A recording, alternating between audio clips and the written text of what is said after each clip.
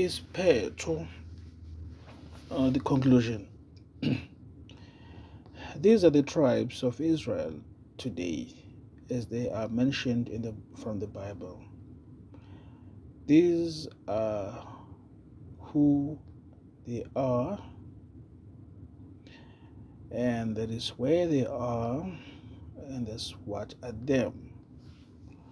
Do they know who are they or who they are? Lokho angeke sikwazi. Kunye kuphela esikwazi ukuthi sisuka kumsuka wodwa, isitala sokuqala esingumuntu. AmaHebheru ambiza ngo-Adam. Balanda ngaye baze bafika kulesi sizukulwane esikuso namhla. Nesiqiniseko sokuthi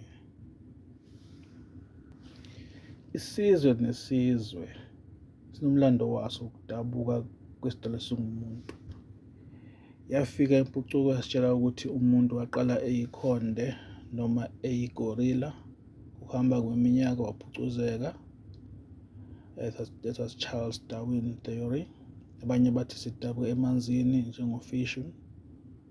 Wawulokhu uthatha ama-shapes ngokuhamba kwesikhathi sagcina sesikwazi uku-adapta on the land and we never can return to water. Umuntu angahlanya-ke uma engalalela zonke lezi ndaba ngesidala esingumuntu. IBhayibheli libonakala lenza i-sense ngomlando wesidala esingumuntu. I decided to follow its narration, and this is where I landed to. It's like what I once said, ulibo lwesidalwa somuntu angeke sivele sishabalale nje singaziwa. AmaHebheru noma kungakhulunywa ngawo kodwa awazange ashabalale, noma kungasakhulunywa ngawo kodwa awazange ashabalale. Ukuthi iBhayibheli njengencwadi nomlando omdala yagcina ukushicilela izituri zangaleso sikhathi nabantu elikhuluma ngabo, akusho ukuthi abantu bashabalala mhla ligcina ukushicilelwa noma begcina ukulanda umlando weBhayibheli. Ukulahleka komlando wabantu nolibo kwenzeka kuphela uma kunoguquko kwezombusazwe, nokuphathwa kwezwe, impucuko, ukubhujiswa kwesizwe, ucele phansi inqolobane. Okunye kungaba ukwedluliswa kolwazi ngomlomo, kungabi nanto eqoshwe phansi, ebese kuthi ngokuhamba kwesikhathi umqondo ofiphale kanye nokushona kwabantu abayinqolobane yomlando. Singasho sithi there are many factors that may be the cause of history getting lost, kubalwa nalezi esengizibale ngasenhla. Uma sibheka imap nokulebhela kwayo, uzobona ukuthi amagama ezindawo ashintshile. Kwezinye izikhathi uzobona amazwi abhaliwe ukuthi it's a religious map, a political map, economic map, and so forth. Asisezwa ngeBhabhiloni lodumo, Canaan lodumo, yet other countries and cities remain the same, such as Egypt, Jerusalem, Rome. Lashonapi Persia, Mede, Assyria, Canaan, Ammoni, etc. Zishonephi zonke lezo zindawo? If you check the map now, global map, you can't see those places. Ask yourself where they are. So many changes, especially the names of the ancient countries in the Middle East. Kunamazwi amaningi esingasawaboni from Middle East. Sengiwabalile nje amanye awo awasekho, sebhala ngamanye amagama njengisho iBabylon, akuselona iBabylon, but it's becoming Iraq. Assyria becoming something. So really, where are these places? Because change away geopolitical geography, geopolitical history or something like that. So izinto ziyashintsha-ke ngokuba sikhuluma ngepolitiki yomhlaba. Yingakho kungamangazi at all ukuthi singazazi ukuthi singobani, ngoba izinto ezingasiholela emlandweni wokhokho bethu sisabizwa ngamanye amagama namuhla. The Bible remains the only book with ancient history that is distributed to many individuals. Anyone who can have access to the Bible, as long he or she is a believer. Yes, there are also many books ezinomlando nezingasiholela kwenye i-version esidaliswe ngumuntu. Egypt is the oldest country and there must be a lot of ancient knowledge buried there. Ethiopia too is known to have ancient scrolls about African people. Ethiopia kuthiwa is only a country that was not colonized.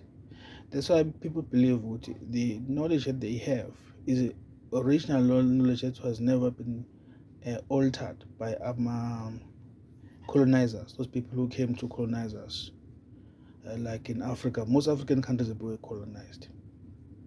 Thina sakhula ama-Britain, sokhula ama-Boon from Netherlands. So yabona ukuthi ayikho into yolunga eSouth Africa mangabe kuthiwa kushintsha umlando, unless people stand up on their own and then write their own history. Do you know ukuthi ebhayibhelini igama lethi Ethiopia is referring to a black tone skin as black person or African? Ingakho nje-ke ngikholwa ukuthi kunomlando isizwe esinsundu Ethiopia. Well, I'm not intending to reduce your mind. Well, again, back to the Ethiopian. Khona lento wazilena eya King Solomon. Was said to be an African or Ethiopian. Ethiopia, it means a toned skin. Who's name of this? What is the name of this lady? Gambe. Queen. Oh God, the name just disappeared now. But as we move on. Let's continue. Well, I'm not intending to reduce your mind ukuthi uma uzwa ngezwe elithile bese ucabanga ngezingane zika-Israel. Senze isibonelo, iFrance ebese ucabanga ukuthi izwe sikaRubeni. Ziningi izinto esezishintshile kulezi zigidi zeminyaka umhlaba wadalwa. Nokuthuthuka kubuchwepheshe nabantu futhi. Just like I once said, amaJuda awabona manje wa-Israel akusiwona wonke ayinzalo. Or the Queen of Sheba, if you know the Queen of Sheba, yes, the queen who visited Solomon. He was an Ethiopian, not Ethiopian, but it's called Ethiopian because it was referred to a black tone skin. Yeah,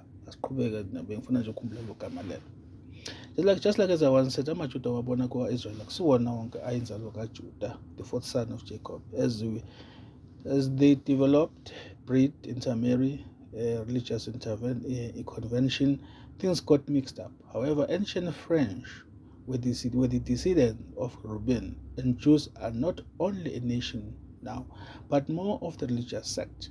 However, Bathola ezweni lakwa-Israel, which was made to be Jewish state by those who were said to be Jews, who were scattered all over Europe. That video or that information ngikhumbula nje ngayithumela during when sasikhuluma ngezimpi is between Palestine and Israel. There was a lot of narration as far as how the history goes. So you can also check that, how it all started. It's a playlist kuma YouTube video yami. uNkulunkulu wathi abantu mabande bagcwalisa umhlaba, bazilande bagcwalisa umhlaba, bawunqobe. Nebala-ke bakwenza lokho. First was the quest to discover. Kuningi-ke okwahloza from art kuya kwi-science. Ugqozi lwaqhubeka njalo, abantu bethatha izinkambo abangazazi just to discover the unknown, including the land. People discover amagugu nokunye, bagcina sebakhile lezo ndawo. Ukuhwebelana kwandisa amaxhamo amakhulu ukubona izindawo ezinye ezingazibonwe yilaba abahwebayo. Ngaleyo ndlela baxubana abantu baba yi-mix. They learned other cultures, get married. Now it has become difficult to confirm ukuthi umuntu ose-Sweden izingxabo zakhe ngezalapho impela yini.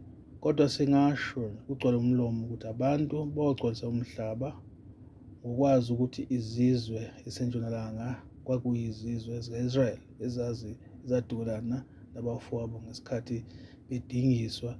It's enough to know that they did not disappear forever in the face of the earth. If you ever wondered, now rest assured. Seliphelisiwe-ke iBhayibheli ngalokho. By mina ukuphelisa ngiqonda ukuthi now you know ukuthi the northern kingdom did not disappear. They flourish. Now they are all over. Ukuthi ba-discover izwe babone izindawo bathola amagugu whatever izolona izinto ezenza ukuthi bagcine sebe-mixed bengasekho endaweni la babakhe khona. Khuluma ngama-Netherlands.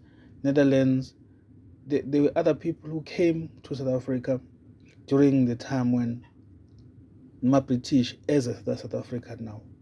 So khumbula ama-Dutch East India Company mhlawumbe abanzi history bayazi leyo nto leyo. So afika amabhunu uYan van Riebeeck wafika la kananje naba Somerset base-England bafika la. Then kwaba khona i-problem yenzeka eCape Colony when amabhunu elwa bexabana nama-whites. And then amabhunu afuduka ezalanga ase-northern awela umfula eza-Orange Farm azanakona naloko Orange Orange River eqeza efika nakona ko-Pretoria uzobona amagama o-Pretoria whatever those names amabhunu amaningi aye-Free State. And then kwadiscover igolide Kimberley kwaba nezimpi between Anglo-Boer War when amabhunu elwa namangisi kulelwa igolide, but abagcinanga ukuthi bagcine bezitha. They came together kwaba nama-treaties bagcine sebebamba ukuphathisa sebephatha ngokubambisana. Nje ubona amabhunu amangisi la South Africa awawona la Africa eSouth Africa kodwa bafika ngoba bezofuna izinto efana namagolide explore umhlaba. So now ngeke usho ukuthi ke those people now in South Africa they are all the Netherlands. And again, there are people who abasuka la for abanye abantwana bakaBajobe bayohlangana nabo le Netherlands. Mhlawumbe bagcine we-mixed up. Now South Africa naso we-mixed up. So as much as you see them, but you can't say when ngibona ibhunu ngibona enzalo kaJakobe ingane kaJakobe ese-Netherlands. So really I don't know what the lokho engizama engusho kuzama kuyachazeka yini engifuna ukusho na. Well asiqhubekeni bawethu. Sakhuluma kushona ilanga ke kumbe iminyaka ngalesi sihloko.